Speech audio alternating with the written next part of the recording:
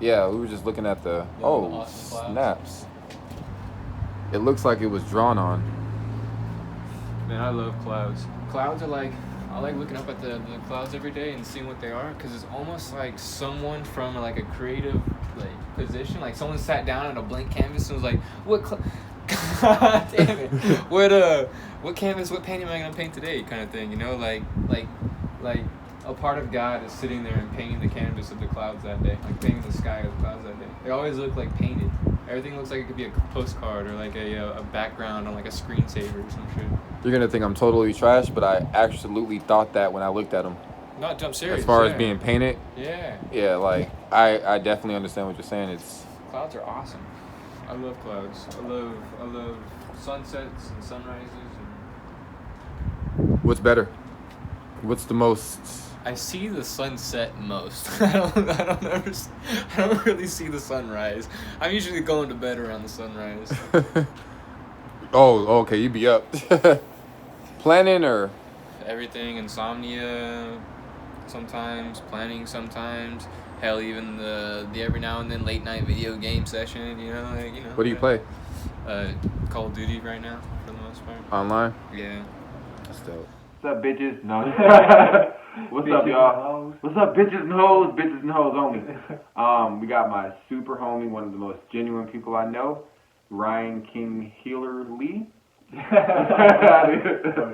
to get, which the name means the same. Yeah. Ryan Lee means King Healer? Yeah. Ryan translated is Little King, and Lee translated is Healer. Mm-hmm. And obviously I wasn't going to do the whole Lil thing. So I took off Little and I just put King Healer. So you're about to be Lil Healer. Little Healer. Lil Healer. That's not bad, actually.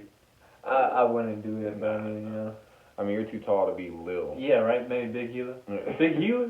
Nah, now you're like pimping up with the red suit. Yeah. All right. So where are you from? Where are you born at? Dallas, born and raised. Really? Yeah. The whole time? Yeah, whole time. Well, I mean, I moved around, lived in Princeton, Texas, which is out in the middle of just nowhere, just country little town. Lived there until I was about 8. Then moved to the McKinney district, but still lived out in the country, we lived in this barn. And then bounced around a little bit, but then spent majority of my older years in Garland. So. Yeah, I lived in Garland for 5 years. Nice. Yeah. Garland's good. Garland's cool. We're at in Garland. Do you know when the tornado that came through 4 years ago or so, off of 30 and Zion? Oh, yeah. Yeah. We was neighbors. Nah. Were we really? Basically, yeah. What the heck? Yeah, I lived in the off of Locust Grove, and it was right there off of 30 and Zion, and it was the tornadoes the apartment that the tornadoes destroyed. Oh. It was actually my apartment actually got wrecked. Well, obviously you were out of it though. My mom was home, but I was gone. Yeah. Oh man. Yeah, it was crazy. She's good. She survived. Oh, yeah. So she was in the tornado while it happened? Yeah. But ours, our building, it wrecked all of this, jumped over ours, ripped off a little piece of the roof where my mom happened to be in the closet, mm-hmm. and it kind of sucked her up a little bit, but then kept going, and went and wrecked everything else. But yeah, it just hopped over, sucked a shingle off, and was gone. That has got to be the scariest thing. Yeah, I couldn't imagine being in it. Wow. Yeah. Yikes. Prayers for your mom. She's good. She's good. Okay. Testing. Two beautiful guys. Dynamite. Dude, I kind of like this better sometimes. Yeah, the front camera's always better than the back camera. Yeah, let's rock with this, and we'll put that one in the middle. And we just be well, that could be another break, yeah. Oh, all right, and we're back. We'll do it right now. All right, and we're back. The camera. Okay, I was looking at myself and I was like, wait a minute. I'm not catching the. How can we do this better? Yeah, we're two perfectionists who kind of go down a similar path. Yeah. I remember. It's funny because you were actually around in 2 or 3 of my most darkest days this year. I called you and we spoke. Oh. And then there was one time when we spoke about our book, the art, and just it was actually not that long ago. Yeah, that was just a few months ago. No, there was a few months ago. Then there was another time when we talked. I was at my job and I was feeling down. Just the other day. Yeah, just the other day, and I was like, man, like I want to come back. I want to do this. I want to do that, and like, so like that's kind of how I know you to be somebody who's always been as a healer, like a person who helps people, a person who's looking out for people, and also we have the same desire to just do different things and help people. Where did your wanting to help and be there for people actually come from? Do you want me to answer that, or do you want me to answer the question you asked before we flip the camera around? Remember this question. All right, we'll pause for a second. All right, Rewind. back to hip hop question right now. So that question.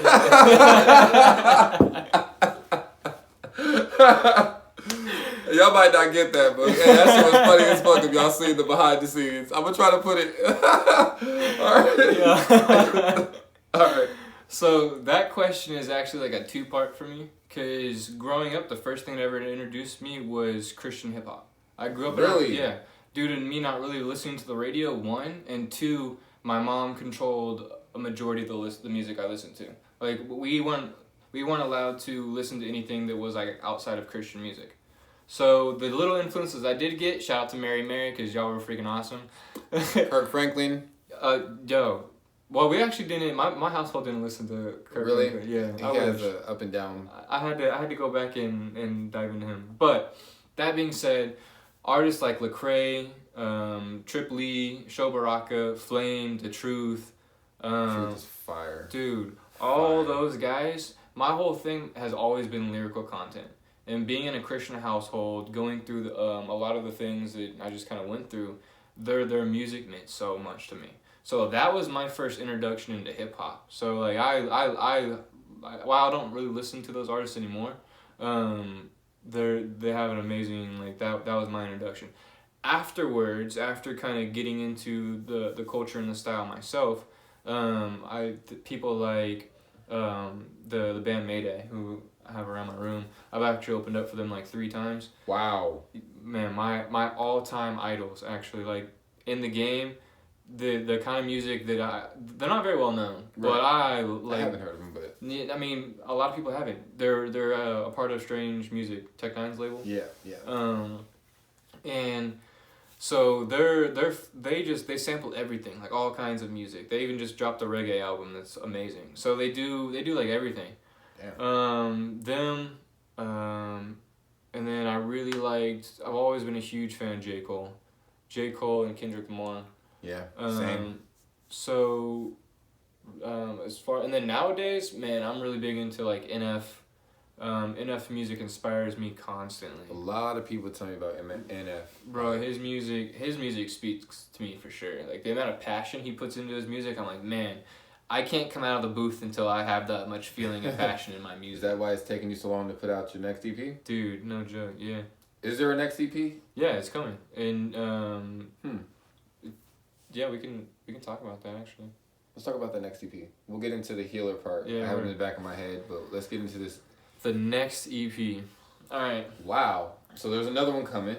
Yeah, there'll be one following that one pretty quick after I drop it. But I've only this will be the EP I'm about to drop, which the plan is for my birthday in January. Mm-hmm. But I'm also saving enough space for it to be okay that I don't drop it in January, because I'm really diving into this project and just giving it my all. And I'm not going to release it until I know I'm ready to release it. What's it about?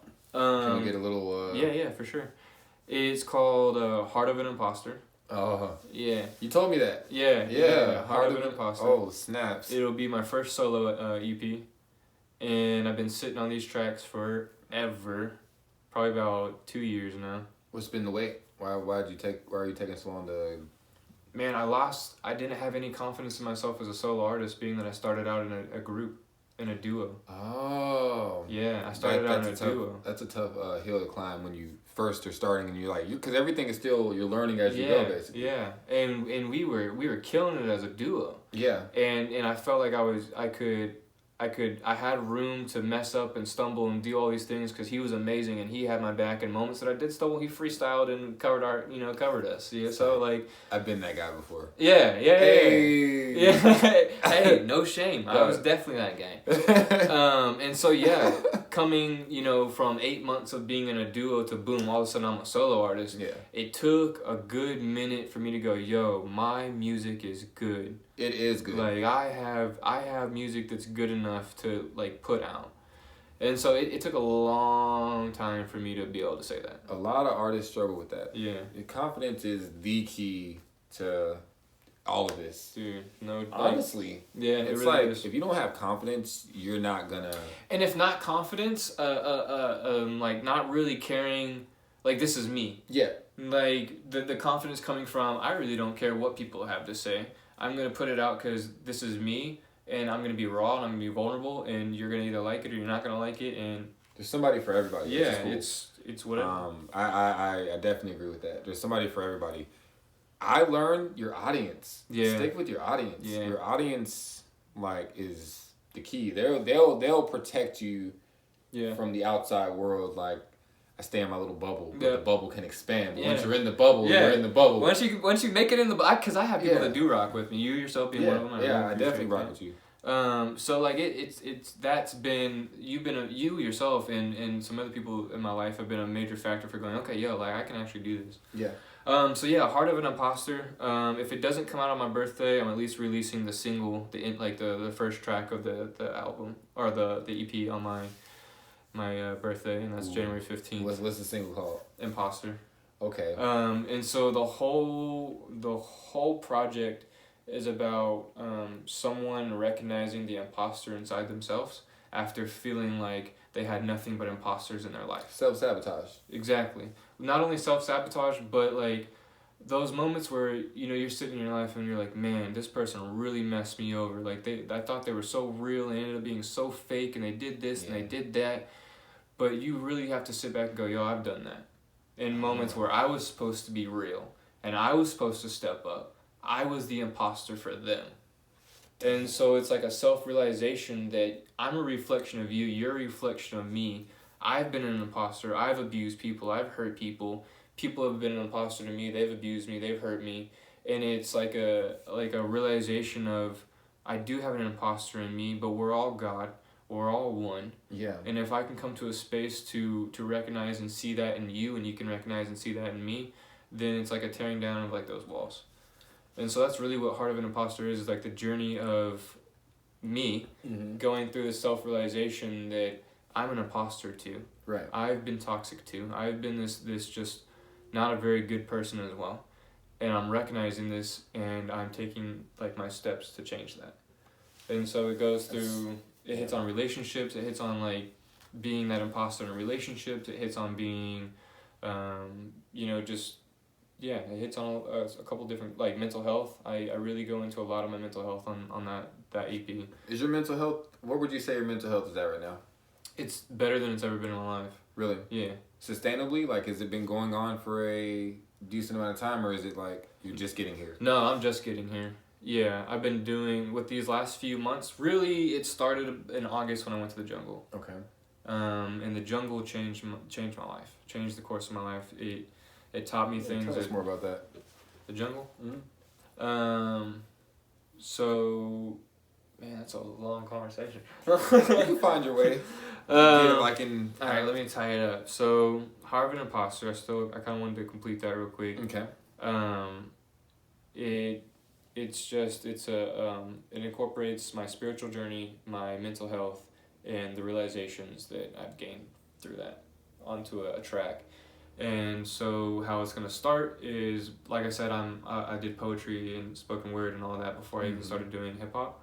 It's gonna start out with a spoken word, a poem, and then it's gonna go into imposter, and then in between tracks throughout the EP, it's going to have poems and spoken words that like break down the songs more. Right. Like it explains it in a more poetic, like clear, like emotional kind of way, and then you hear a song that represents what.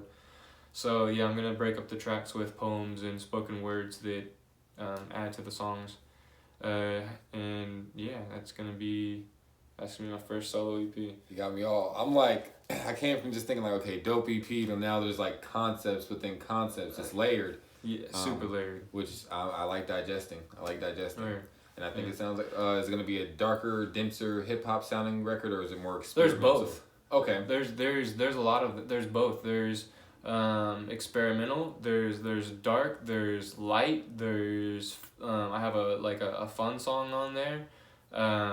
But everything that I do in all those is like me being vulnerable about the position that I'm in, me just expressing like just what I'm going through. So yeah, no song on there sounds the same. All of them are basically a different genre almost. So when I'm listening, I'm not gonna know what's gonna hit me. No, you have no idea. No. Okay. Good. Maybe one song on there could be like a clearly defined hip hop song, but all the other ones super experimental, super just. I love everything. Yeah. I love music, and so yeah. Me and my engineer would get in the studio. I'd book 5-hour sessions, and we would build each track from ground up. We would, however we were feeling about the song, however we were feeling about the day, the emotions we were coming in. A lot of time it started off with like a hook that I had come up with, and so I'd go into the studio with a hook, and we'd build the instrumental, and just like do it that way. We built everything from scratch. Organic as hell. Who produced this record? Myself, Johnny Gore, and Yoda. So if people don't know either of those producers, by the end of this time they definitely will. What are those names again? Johnny Gore and Yoda. Johnny Gore. So and Yoda. Johnny Gore is actually the lead singer of like a post-hardcore rock band called Words. Super dope, amazing artist. Y'all check out Words, man.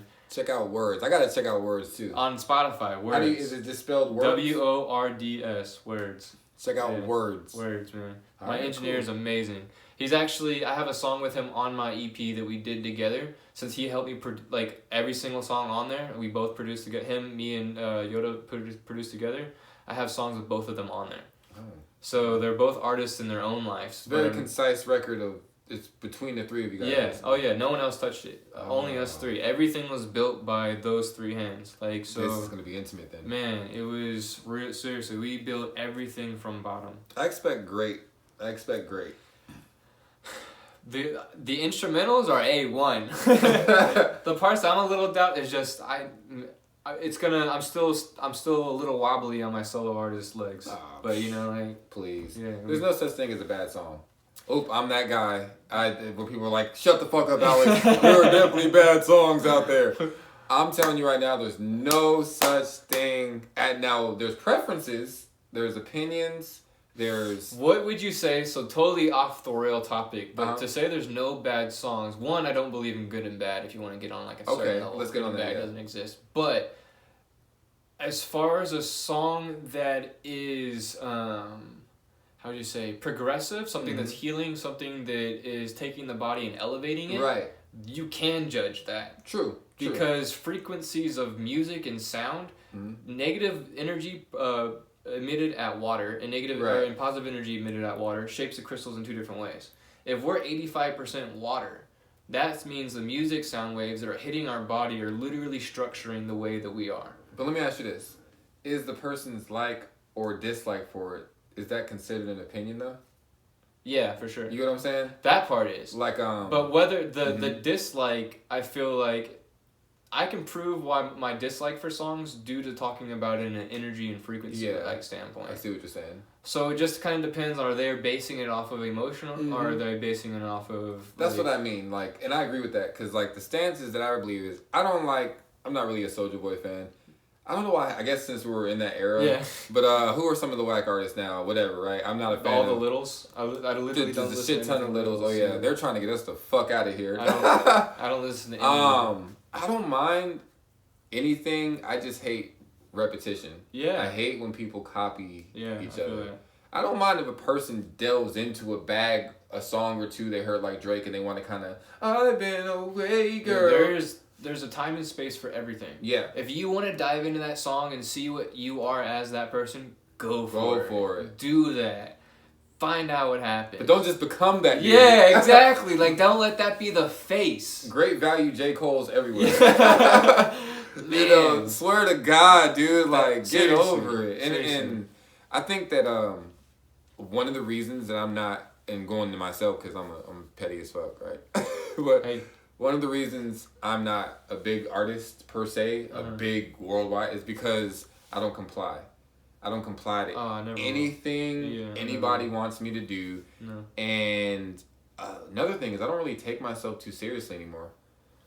I take myself serious as far as my morals, but I don't take myself seriously as far as what the outward world believes to be me.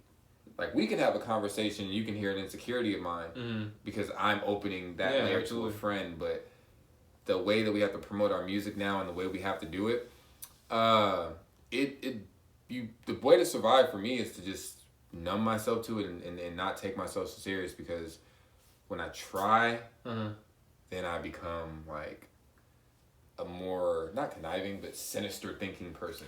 Well, I mean, then just change up the energy with how you're trying. How would you describe your, like, you as the artist, you know, on the inner side? Like, you guys had an inner circle, the three of you guys made a record. How does that feel sharing it? Like, what are some of the good and bad things about when you release music that kind of get to you? Well, first of all, it's almost like I'm not gonna listen, nothing. Sort of like, I don't want to know. Here it is. I don't want to know. Like, right? It's almost that kind of reaction to it. But really, my intent behind putting it out is I know I'm gonna grow. Yeah. I do this too much. I work too hard, and I make this a part of my life too much to where there's no way I'm not gonna grow. Exactly. I'm gonna get better. So I'll put it out now. If you don't like me now, that's okay. You might like me later. Like, and if you do like me now, awesome. Welcome to the journey. I'm only gonna get better. So thank you. But do they really know if they like us or not? Because the thing is, certain people don't even give it all a chance. Oh no. You can't listen to one Myloh song and be like, Myloh's dope. Yeah. Because you can't listen to one King Hiller song and be like, he's dope. You gotta like open up more of the depending on if it's a song that they really vibe with, though. Yeah. You know, if it is, then they are gonna be that way. But yeah. I mean, I don't know. It just I look at it more of a I'm open with it. Like, if you like it, you like it. If you don't like it, I'm not gonna switch up what I'm doing tomorrow. Right. It's not gonna change my life if you don't like it.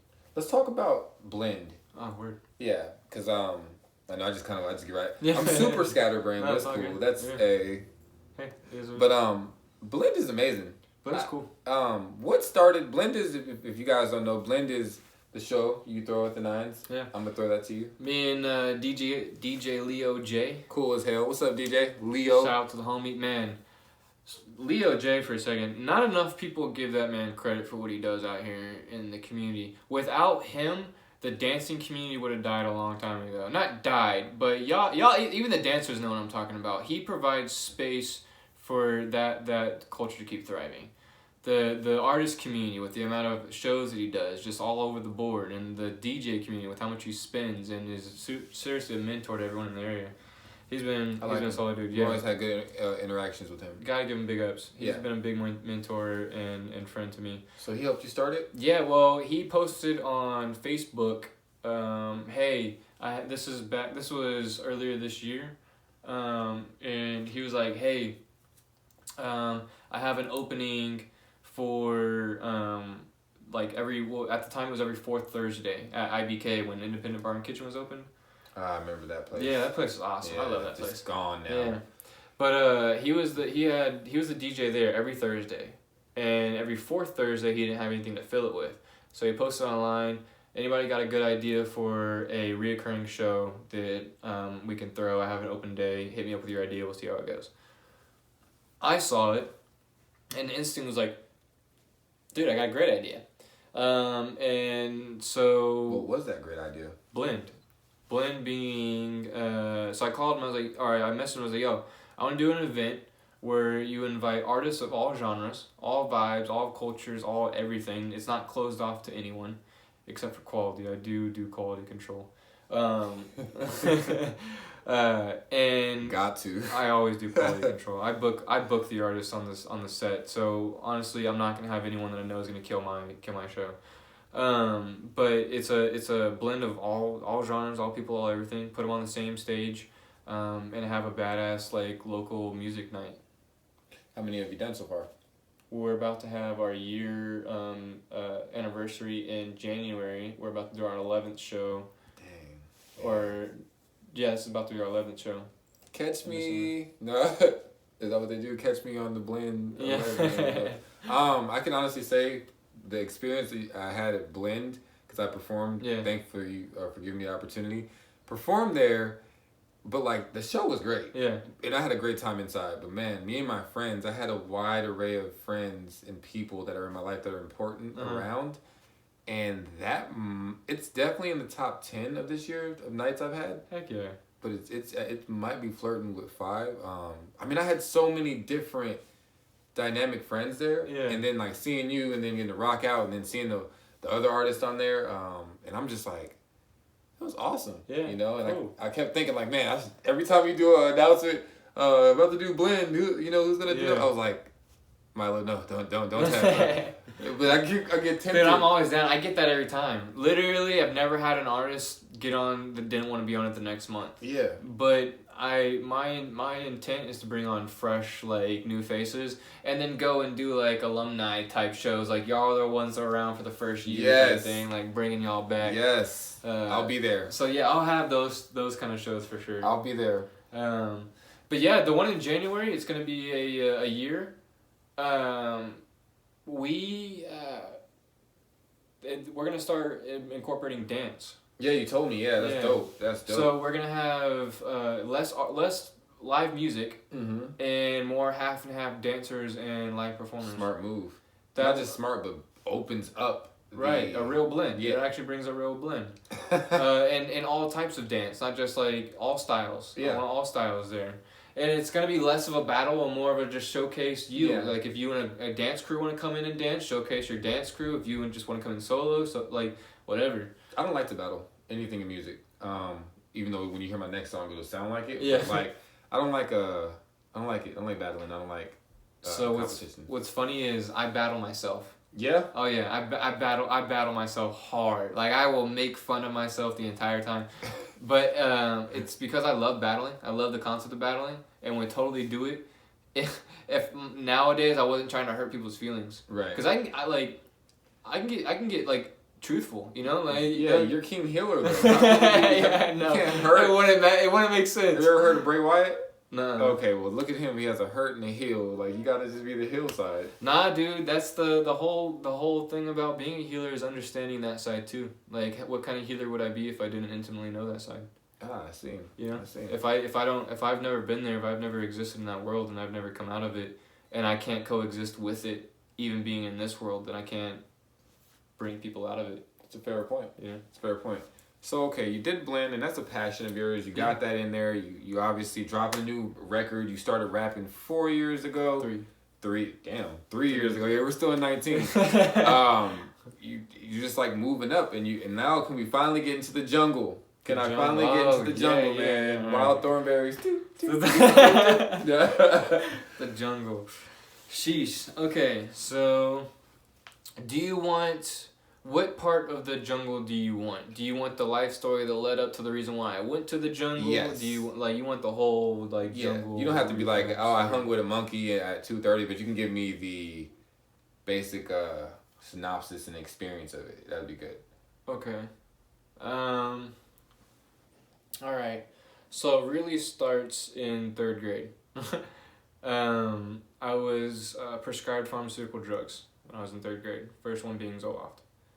And so I went through a long process of dealing with mental health and pharmaceutical prescriptions, and that just whole battle that comes with that.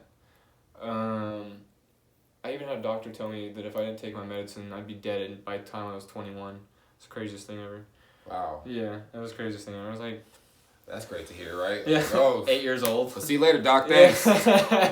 But, damn. Still here. Yeah. Still flourishing. Yeah, and so just that, the battle with mental health really pushed me towards, like, I know I need something, but I don't want it to be in the form of a pill. Right. And so as I got older and I started learning, and I started finding plant medicine and finding out the whole holistic healing side of it, I knew that eventually ayahuasca or yahe, how it's known as in the jungle, is something that I needed in my life. Like finding a shaman, finding someone, because my mental health stems from having a pretty open connection with spirits and never really knowing, one, what that was when I was young, and two, how to even deal with that overflow of like information and just feelings and emotions and everything that comes with being that open and not knowing anything about it.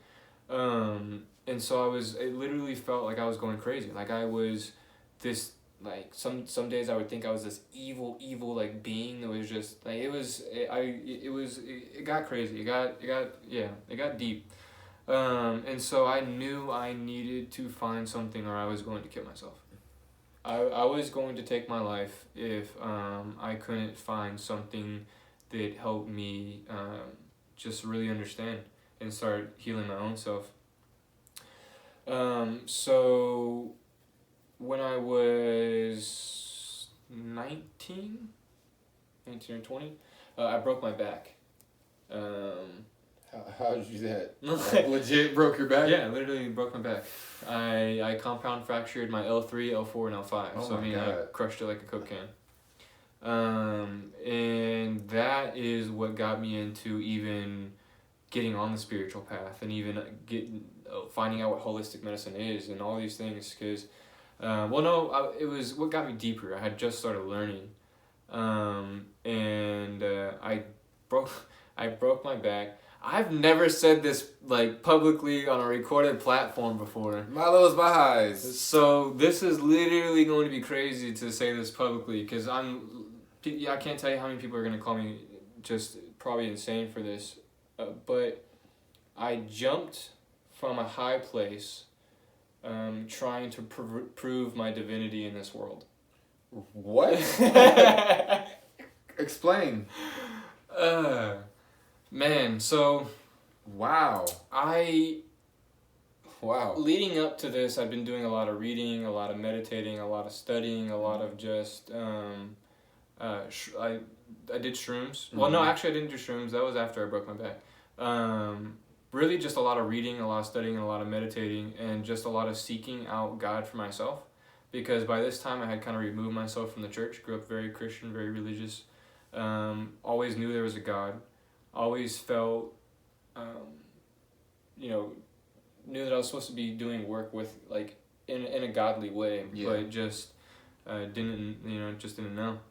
And so I'd recently left religion just based off of kind of learning that Jesus is amazing, Jesus is real, Jesus did what he did, but he's a part of God just as much as I'm a part of God, you're a part of God, Buddha's a part of God, Christian's a part of God.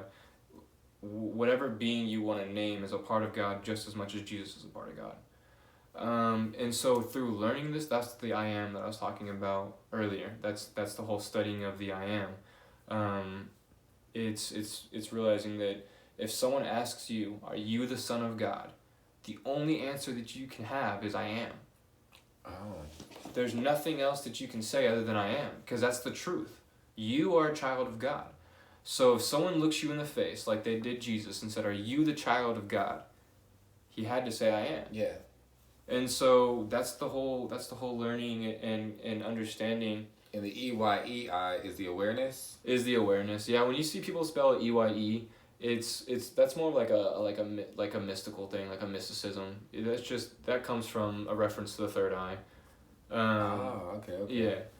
And so when reading that and meditating and studying all this, I got into this really just deep place of, okay, then this is what I am. You know, if this is what I'm going to base my life after, if I'm going to believe these things, then I have to jump. Right. You know, because if I do have divinity over this world, if I do have if I am one with God, essentially, then that means I can do anything through God that strengthens me. This is all in the Bible. This is all teachings that if you just take not certain things, but if you take the words of Jesus, that's all true. All the other added stuff is here or there, but it's real. Anything that through Christ will strengthen me. Christ consciousness, one with God. That is a real thing. And so I was like, if I'm going to believe these things, then jumping is the way to prove that. And so I How did you jumped. feel as soon as you were in the air going down? So you're here, and then you're like, Oh shit. Yeah? Yeah. Like- and that's exactly why I broke my back. Because I lost the confidence. because fear came in. Fear came in. Extreme fear. Extreme fear. Yeah. So it was I'm elevated to this point of understanding. I'm jumping with this understanding, and I firmly believe if I would have maintained that understanding as I jumped, I would have been fine. I really believe that. But the fear came in, I fell from the understanding that I have with my higher power of that's going to take care of me no matter what. Like God is in my corner 100%. And so I fell from that understanding to an understanding of this can actually hurt me now. And in my personal beliefs, taking yourself from that place of understanding brings you down to a reality of now this can hurt you. Now you are of this world because you removed yourself from the understanding of what God is. And so yeah, I smacked, broke my back. Horrible moment. Yeah. Horrible. My man Hiller sitting there like, what the Man, fuck? I was by myself, but before I jumped, I had the crazy idea to ask someone to film it. It's filmed? It's filmed. Oh my god. Yeah. It's gonna be a music video. In Dude, I slow have to motion. find it. It's on my phone. It's like broken. I can't get Would you ever access do to that it. again? I would hope not. Just as personal as a friend to say. I hope not. At the moment right now, no, because and I'll answer that with this. That's because you have to be able to maintain that understanding through all moments in life. I can't say right now wholeheartedly that I could jump with no fear.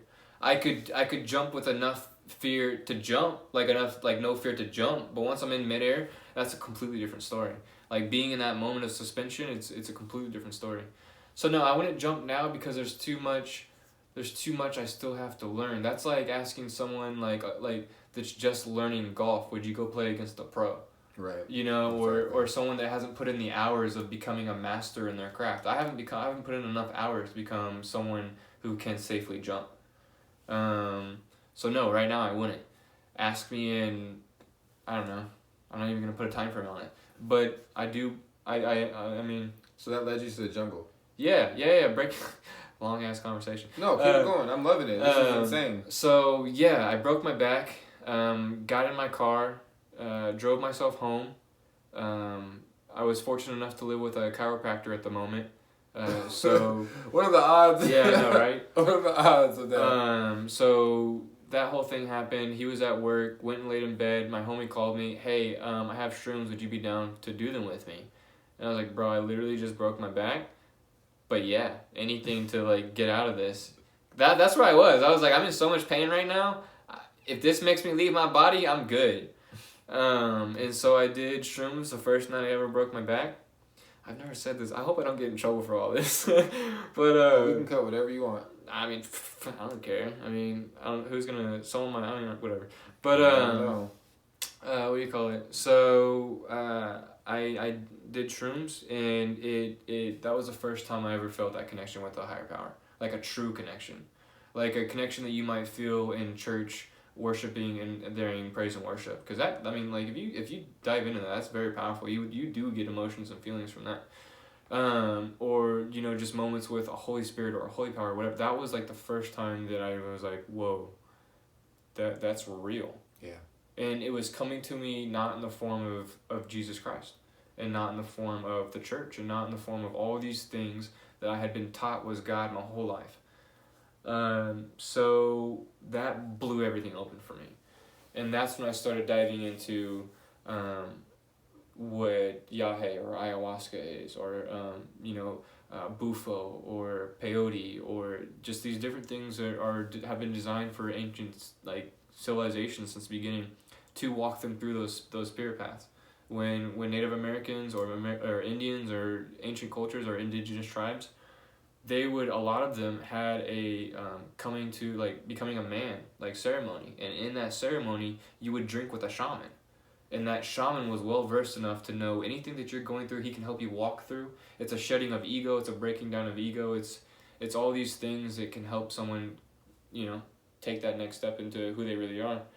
And so I told myself, I was like, I want to do this. I want to go to the jungle. Like, I want to learn these things. I want to study. Like, I need this in my life, because if I don't find something, I'm truly going to end my life. And that would have been horrible, man. Yeah, it would have. Knowing what I know now, it absolutely would. To end your life, but then celebrate life. Yeah, that's what Celebrate Life is for. Celebrate Life is your show. Yeah, absolutely. When did you start that? Did you still want me to go into the jungle? Yeah. Yeah. Oh, yeah. Oh, I got a long story. Like, we can cut it, or we can. My bad, guys. No, One second, let me see.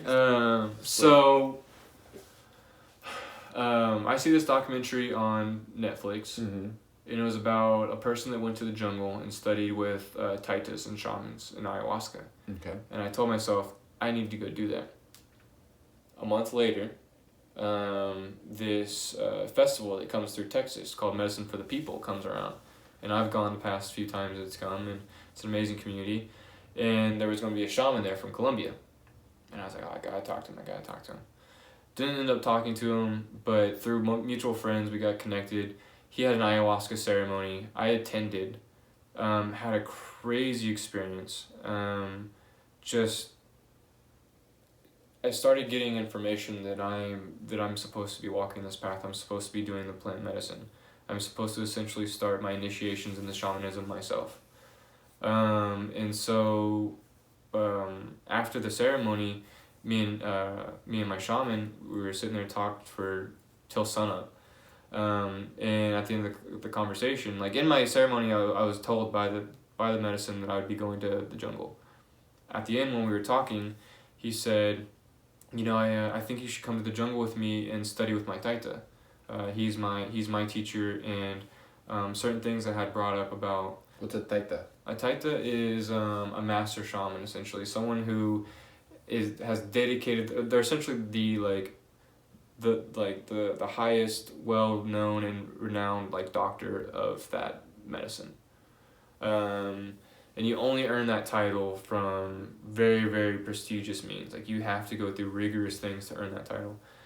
And so I was talking to my shaman about certain spirits that have been attached to me and things that I've experienced with them.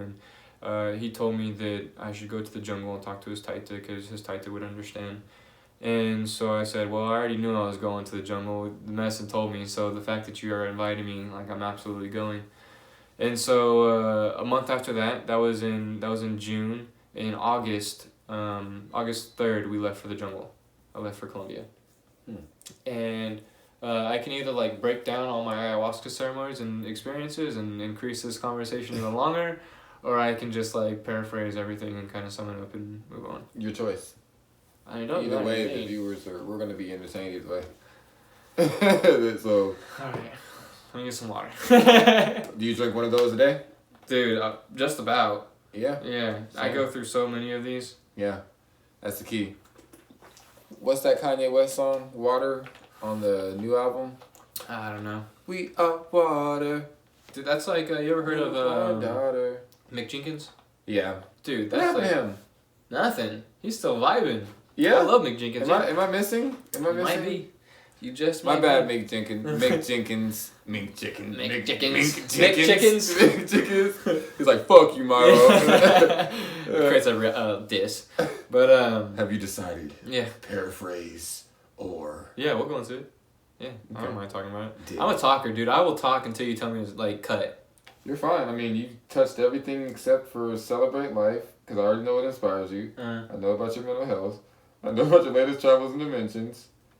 And your self-empowerment.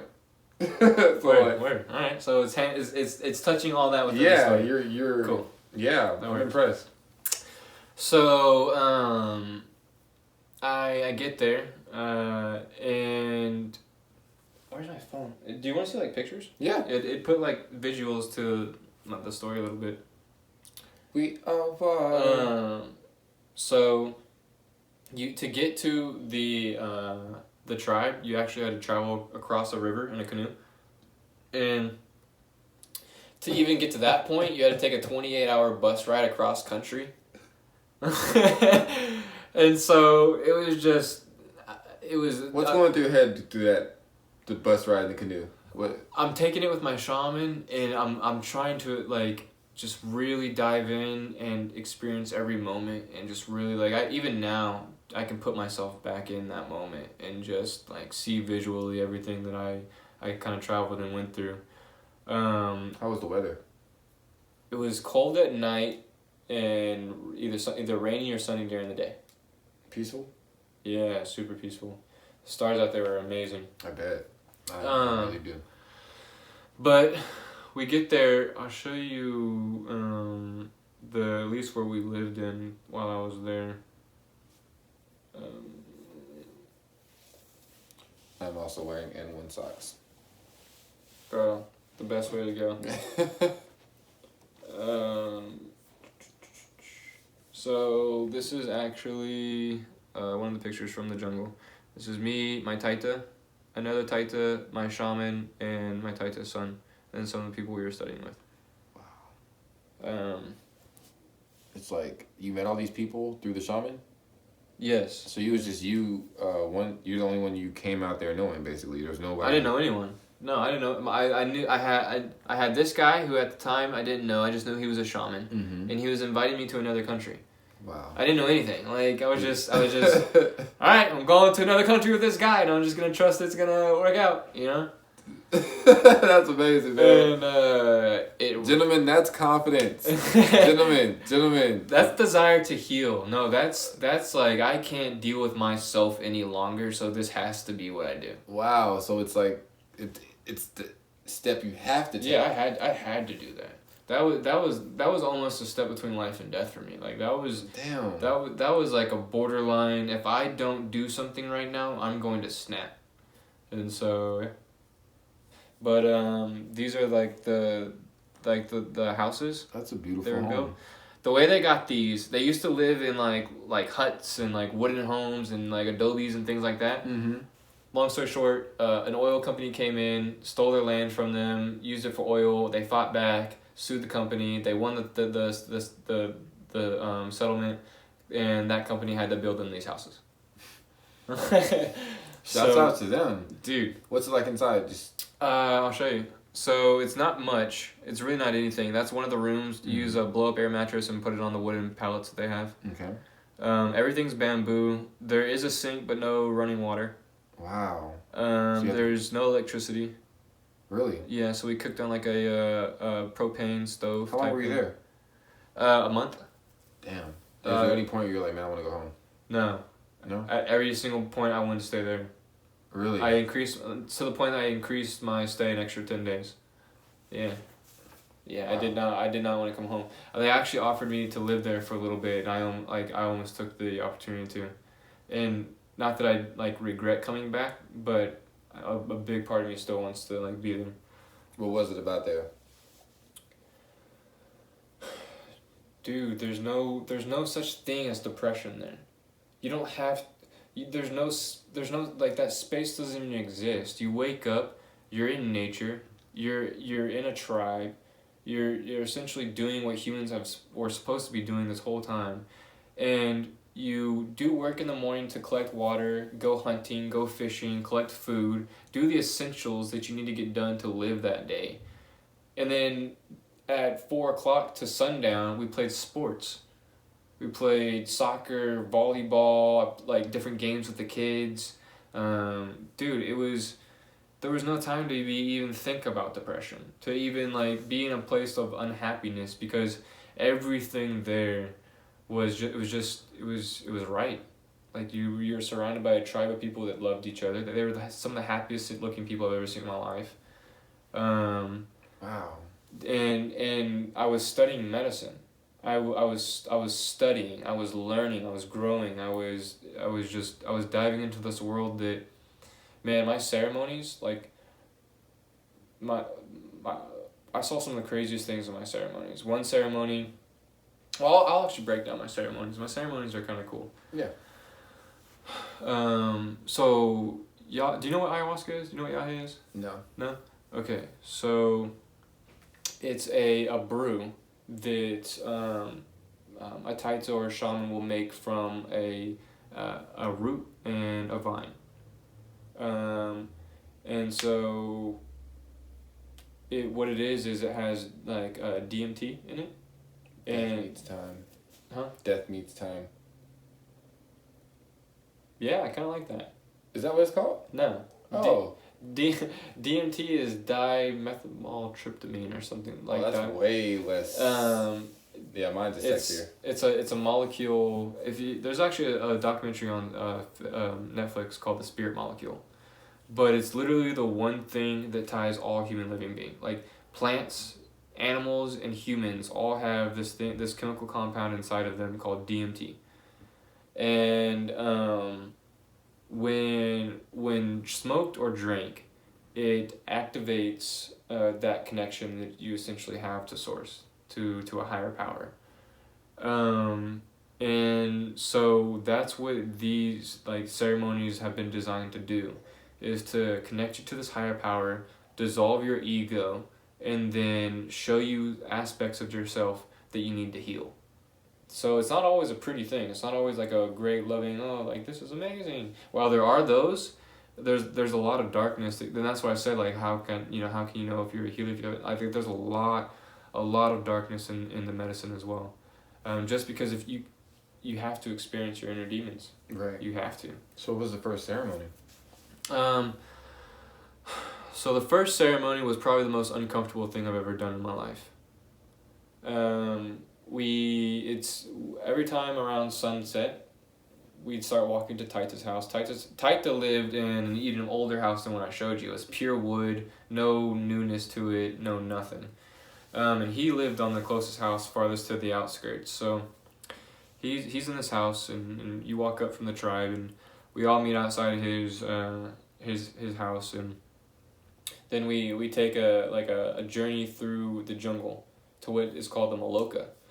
And the journey through the jungle, man, some of the craziest things walking through the freaking jungle. Just a big ass tiger, just like, what's up? Bro, I actually experienced a tiger. I'll get to that in a second. But sometimes we would have to walk across like logs, like in like this deep water, like almost knee deep water. Knee deep for a 6'4" person, mind you. They were like this. Yeah, sometimes, man. And there were little logs that we had to like shimmy across, and one step, and you're going into like swamp water, basically. Oh, dude, it was like, it's not just a fun little trek through some trees and all of a sudden you're at this magical place. No, you're going on a journey. I probably fell 3 or 4 times into the swamp while I was there, like on So the whole process is to completely take you out of any comfort that you might think you have. Comfort for me, by the end of it, I loved it. But at first it was like, I don't do this. Right. By the end, I was walking around barefoot. I was a member of the tribe. Dope, man. And actually, that's why I got this necklace. But cool. So first ceremony, probably the worst experience of my life. Drank my cup, and I went to the jungle. 1, for mental health, but 2, because I've had this stomach pain in my intestines for probably 2 or 3 years now. They just feel like someone's grabbing my intestines and like twisting like this, like they're trying to wring out like like a wet rag. And so I actually, that was one of the reasons why I was talking to my shaman. I was like, I feel like something like is just like grabbing me and twisting. And that's when he was like, all right, come to the jungle. And so I drank my cup, and then within 30 minutes, my stomach is twisting, and I'm on the floor, like just the dirt floor of the jungle, just like in the most pain, like the most pain I've been in a while. And immediately I typed in my shaman. They're over me. They're chanting. They're waving leaves and holy water. What I call holy water. They don't refer to it as holy water, but the water is awesome. And just really diving into my process with me.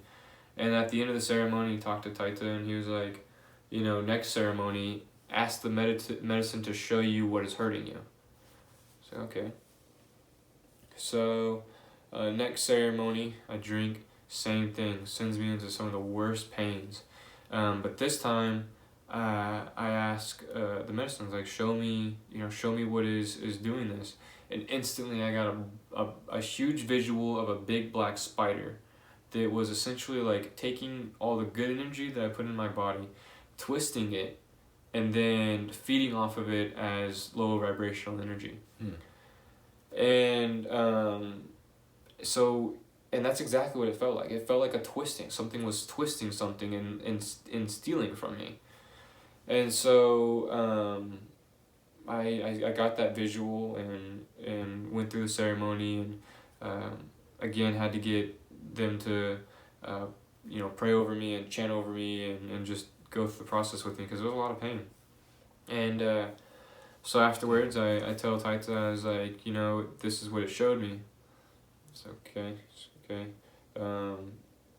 Like basically he was always taking the information I gave him and going back and like essentially communicating with his higher power on what the best. You tell him what's the issue, and he knows from the spirit, basically how to heal that. Right. And so he's like, okay, I will work on this, and we will continue healing while you're here. Okay. Third ceremony, started out super rough, but at one point I was at the edge of the Maloka, which is just a cleared out space, the holy space, which we would go and sweep it and cut the weeds and pull the weeds and really like clear the space and honor the space. And then that night we would drink ceremony. But I was on the edge and I was throwing up and I was on my knees feeling super weak. And I look up and there was like this spirit. It was like popping its head around the tree like this and like staring at me, and like came around and like started like moving like this towards me.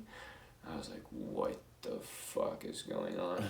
And I started getting scared, started like throwing up even more, and I was like I started shaking. What the fuck? And it started crawling towards me like more and more, and I stood up. And I was gonna turn and like walk away, but like I was like super wobbly and I couldn't like really do anything. And something in my voice said, no, turn around and stand in your strength. And I was like, oh shit. I turned around and I just strengthened myself, just put my shoulders back and stood there and looked it right in the eyes and was just basically stood in my strength. And as I did, warriors from the jungle, their spirits popped up next to me. There were spirits standing next to me, standing guard with me. They were dressed in they're just tribal gear, and they had spears in their right hand, and they were just standing there with me, like in human flesh. No, in spirit form. Like they were in a human. It was a human body, but it wasn't flesh. No, it was bright. They were glowing. Interesting. Yeah, and so they were standing there with me. I was like, what? I was like, holy. At that point, you're thinking like either you're dreaming or this is fucking you're on drugs. No, I know I did. I knew I wasn't dreaming. No, I knew for a fact I was. It felt all too like it was. No, it was. It was there. You were there. Yeah, I was there. Like I was like, no, I'm going through this. Like this is an experience. Man. And so yeah, we basically there's a lot of negative energy being processed in that ceremony. A lot of people going through a lot of really hard things. And so it almost felt like we were standing on the outskirts, like blocking any more from coming in. And so that was a really cool and powerful experience. That's life-changing. Man. That's a life changer. It truly was. I would never move the same if I seen something like that. I would move different. I don't think I do. Yeah, I don't think I do move the same anymore. And that's what I went for. But I can attribute a lot to that, to this next ceremony. It got even crazier for me. The more I really dove into this world and the more I was dedicated to my healing and my growth, and just really trying to reach out to my higher power and understand like what God is for me, the medicine just started opening up itself to me and started showing me these visions and these different things. And so my fourth ceremony, I drank 2 cups this time. Drank my first cup. When the purge process, the throwing up process of Yahe is normal. It's supposed to happen. Right. Like you're supposed to throw up because it's a removal of those toxins and like just things that are messing up your body. Like it gets deep. Like you really throw up like as much of that just whatever. That sounds like it hurt the ribcage a lot. No, I mean, only if you're not hydrated. If you're hydrated, then it has something to throw up. Okay. If you go in dehydrated, then yeah, it's like doing that Explains whole the water every day. Yeah, no. Well, besides the fact we need it, but Yeah. So the purging process is actually great. So did that purge, was super high vibes, loving it. Went and took my second cup. I was like, tight to, like, I'm feeling strong. Like, I can do this. So he gave me another drink, and man, that I like wobbled out into this clearing that was under the moon. The moon was full, and their stars were everywhere. And I was just sitting under the moon, just like connecting with just my higher power and really feeling a lot of amazing things. And then I had to, like, the purge came for the second cup, and so I had to wander off into the jungle and throw up.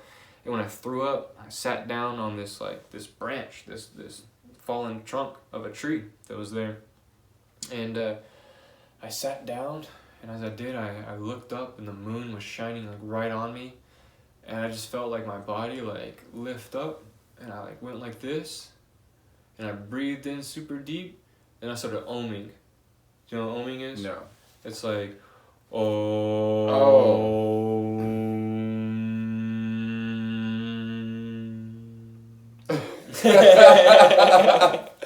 sorry. It was great. That's an om. Oh.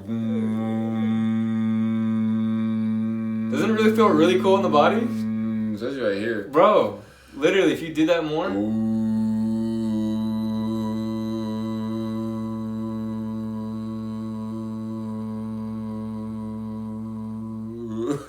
Right? Bro, that feels... Yeah, hey, yo, y'all gotta do that. Yo, legit, that did feel good, fam. Yo, it feels legit, amazing, bro. It really does. To anyone not going through, you're like, what is this person doing? But, yo, after this, definitely looking at more oming. It's tight. Yeah, but, definitely. I started oming. And when I was doing it at first, I was deep in my head. I was like, this is dumb. I sound stupid. Why am I even doing this? This is crazy. But I just kept doing it no matter what. Like, I just kept doing it. Something in me wouldn't let me stop. But my mind the whole time was like, what the, like, this is just stupid. And but the more I started doing it, my energy started building. I was like, okay, this is kind of cool. And so I would do it, and I'd put more strength into my own, and the leaves started rustling.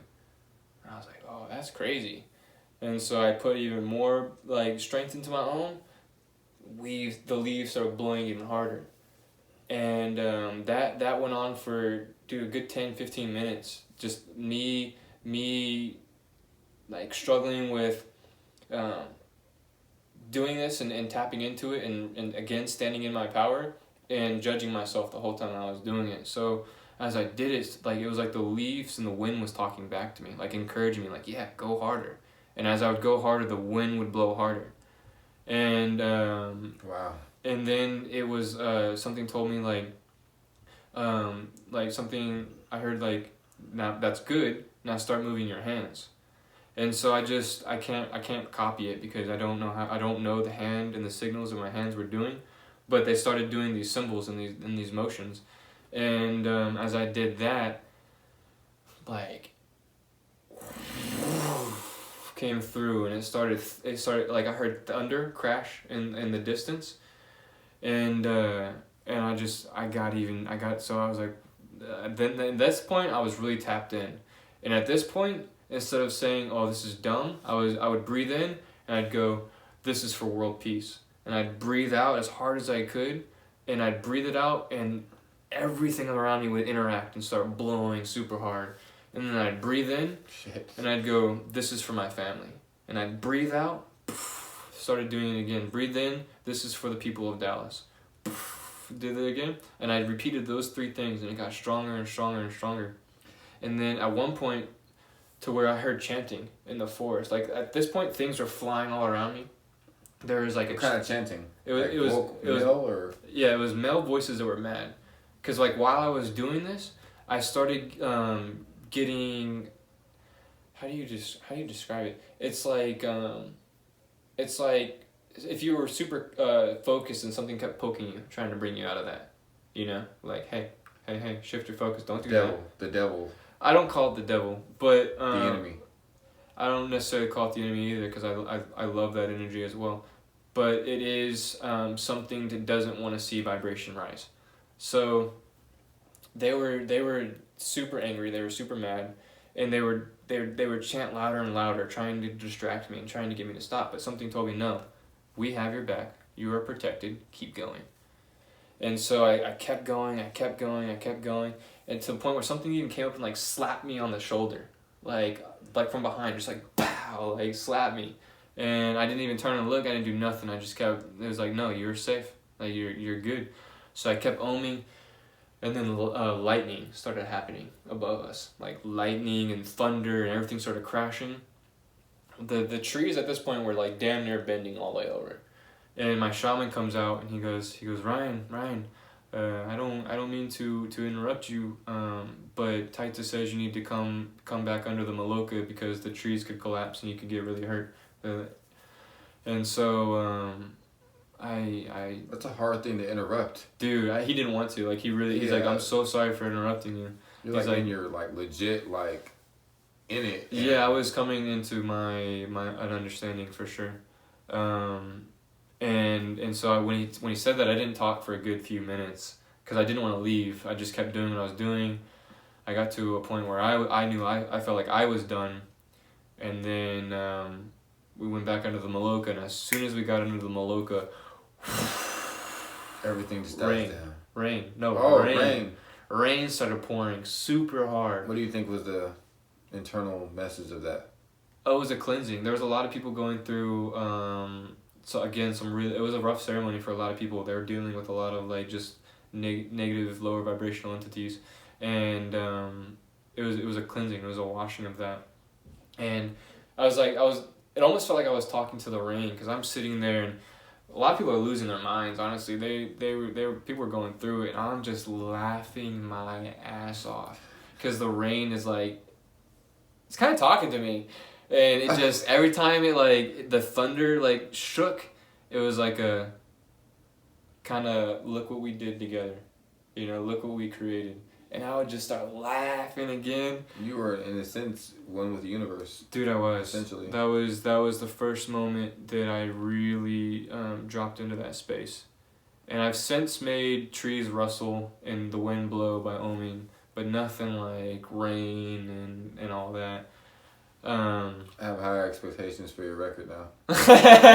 No, the second EP is going to be Jungle Experiences. Okay. The first EP was getting me to the jungle. Okay. Second EP is after that. But yeah, that was the fourth ceremony, and as the ceremonies progressed, dude, this story is honestly even longer. Like I really don't know. I know, and I wish I had that time, but we've already passed the hour and 20-minute mark. I feel you. So I'll just kind of wrap it up with the remaining ceremonies were the last one. I'll wrap it up with my last ceremony. Give us this. The last ceremony was the hardest ceremony, or really the hardest thing I've ever been through in my life, because it was the ceremony where I was feeling the strongest. I learned all these things. I had all these experiences. I was standing super strong. And I knew I was going to go into this vast experience and essentially just be this strong force. And at first it started out that way. And then I attempted a little too much. I bit off a little more than I could chew. Because I was tempting some entities that I knew were very powerful. I was tempting them to show themselves to me because they've attached themselves to me essentially for too long. So I was calling them out, and then they came and attacked me. And so what did they? Energetically, I started throwing up. I started like shitting myself. I started without the drink. Huh? Without the no, with the 1 cup though. Okay. After like going through nights of like 3 cups. Right. And I could see them, I could see their faces, like they'd pop up in like my mind, and they'd be like doing like this to me and like laughing and then like leaving. What is it about that waving thing that makes it? Dude, I don't know. I don't fuck if I know. But they would come and they'd laugh at me, like these faces. They'd pop up and they'd start laughing at me. And then I had this voice come in and start telling me that like Taita was evil and that they were actually poisoning me. And the fact that I was having this reaction is proof that these people, I couldn't trust any of them. They were poisoning me. I was on the wrong path.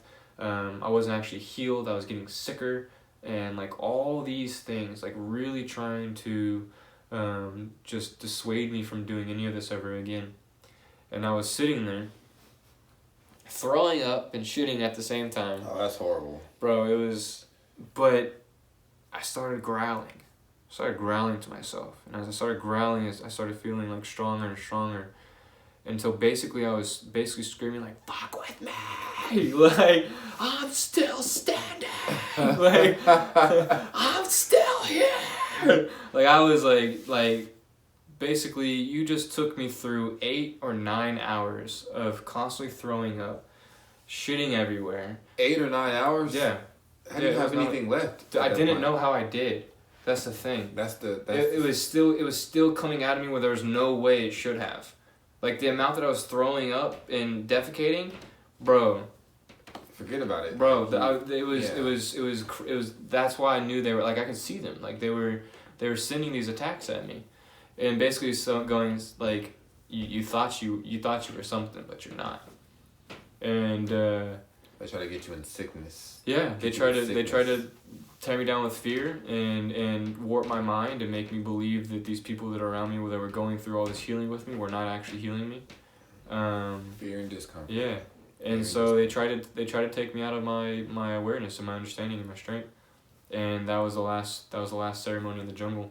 But I left knowing that it was exactly what I needed, and they messed up by testing me that hard because now I know how strong I am. It's like, you shouldn't have tested me that hard because now I know what I can do. Now you know your full potential and capabilities. So you're back now, right? Better than ever. And, man, I wish we can go on with this conversation. Honestly, this was incredible. Just a lot more I can take home and think about. I mean, obviously, I'm not really a shroom guy. I don't really know about that. That path... So it has a very like misconstrued understanding. A lot of people, due to like the whole hippie trip wave of people just wanting to like, I want to see some visuals and blah, blah, blah. So like that gets like a really bad vibe or like name from that. People see it as like just these dirty hippies doing these things to whatever. And there's totally that aspect to it, but there's also the spirit of mushrooms and the spirit of ayahuasca and the spirit behind these different plant medicines, and that spirit is real, and that spirit will talk to you and show you divine things if you are walking into their space with respect and love. They will not appear to you unless you are going into their space with love, and well, not that they won't, but they will show you more if you're walking in honoring them. You know, you gotta. So I mean, I get it. You know, that's... Yeah. I wasn't that guy growing up either. Everybody has their own path. Exactly. Yeah, for sure. So, to wrap this up, what do you want your audience to know about you? What's coming in 2020? What can we expect in 2020, King Hiller? Close us out of here. Dude, I don't even know. I wouldn't even have predicted this year. Yeah. What I can promise is I'll continue to grow. I'll continue to do my work. I'll continue to just walk in my truth and my path, and hopefully everyone's vibing with me. I don't know. Thank you, guys. It was King Hiller. Awesome story. God bless you guys. Episode 2. Nice. Episode 2. Amazing. I like it. That's actually my life path number. You edit before you post? Oh, yeah. I'll show you that way before I post. So you can edit out, like, smoking? Yeah, I will for sure. You want me to edit out smoking? You got to. Okay, the audience does not need to know.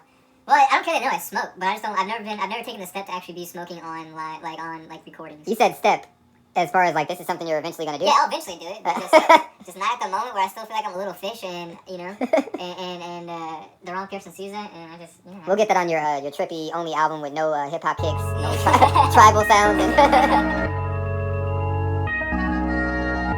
Yeah. Welcome back. High definition this time. I feel like for the longest I lost my mind. Spirits from the unkind and the blind. I learned a long time ago. Really, really long time ago.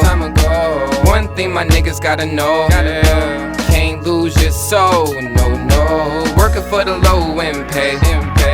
Only feeling worse every day. When you get home, you know you gotta drink. But you can't lose your soul, no. Barely pay the rent, but you outside sleeping. Save money, ain't going out this weekend. But you gotta see it in yourself, young man. HD God and his righteous plan. Richard had another bad day. His manager was on him all day. He just hate to see his motherfucking face. But you can't lose your soul, no. Nobody gon' define me by this 9 to 5, yeah. I'm just writing raps, just trying to stay alive, yeah. Something like the BGs. I'd rather die on my back, not on both knees. Got that from Jay-Z, and oftentimes this shit is crazy. But I'ma show 'em what I got. Off of rap and pop it, locking off the top, whatever block, I'm sure to profit off it. And I never lose my soul, no. Yeah, I learned a long time ago. Really, really long time ago. One thing my niggas gotta know. Can't lose your soul, no. Working for the low end pay. Only feeling worse every day. When you get home, you know you blowing dang. But you can't lose your soul, no. Yeah. HD God for me, yeah. You know, real mean, they can say to me, yeah. Take it to the highest degree, yeah. Promise that I'll make that me, yeah. Promise I'ma make ends meet, cause I never. I learned a long time ago. Really, really long time ago. One thing my niggas gotta know. Can't lose your soul, no. Working for the low end pay. And you only feeling worse every day. When you get home, you know you gotta think. But you can't lose your soul, no. Yeah, oh yeah. Never lose that, oh yeah. Never nigga keep going forward. Young my niggas don't get that toll, for sure. They gon' just see what through the light got